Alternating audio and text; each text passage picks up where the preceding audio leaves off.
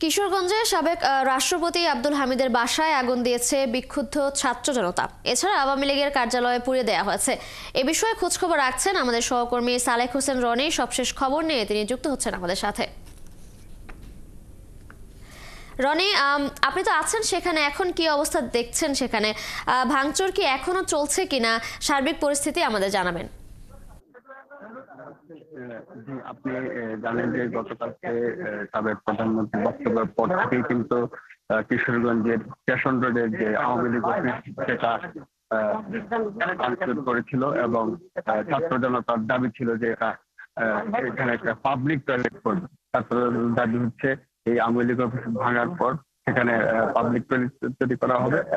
আর সন্ধ্যার দিকে সাবেক রাষ্ট্রপতির যে খড়গপুরের যে বাসা, এটা হলো বিক্ষুব্ধ ছাত্র জনতা আগুন দিয়ে শুরু করে আগুন দিয়েছে এবং ভাঙচুর চালিয়েছে। হ্যাঁ, আমি কিন্তু এই মুহূর্তে দাঁড়িয়ে আছি কিশোরগঞ্জের খড়গপুর সাবেক রাষ্ট্রপতির বাসার ভিতরে। এখানকার ভাঙচুরের কাজ শেষ হয়েছে। এখান থেকে বিভিন্ন জিনিসপত্র অনেকেই নিয়ে যাচ্ছে।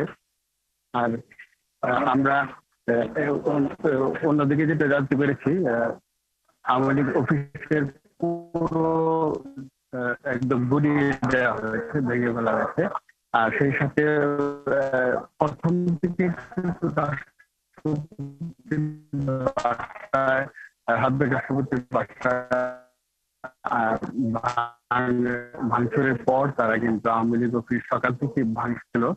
তো সন্ধ্যার পরে কিন্তু সেটা সম্পূর্ণ গুড়িয়ে দেওয়া হয়েছে এবং ছাত্র জনতার দাবি জানাচ্ছে যে এখানে পাবলিক টয়লেট করা হবে। ভাঙচুরের কাজ একদম গুড়িয়ে ফেলা হয়েছে আওয়ামী লীগ অফিস, আর সেই সাথে রাষ্ট্রপতির সাবেক রাষ্ট্রপতির বাসা এবং এখানে লোকজন জনসাধারণ প্রবেশ করছে এবং অনেক কিছু দিয়ে যাচ্ছে। রনি, আপনাকে ধন্যবাদ, আপনি আছেন সেখানে। দর্শক, সাবেক রাষ্ট্রপতি আব্দুল হামিদের বাসা এবং আওয়ামী লীগের কার্যালয়ে আগুনে পুড়িয়ে দিয়েছে বিক্ষুব্ধ জনতা। সে বিষয়ে সর্বশেষ জানাচ্ছিলেন সহকর্মী সালেক হোসেন রনি।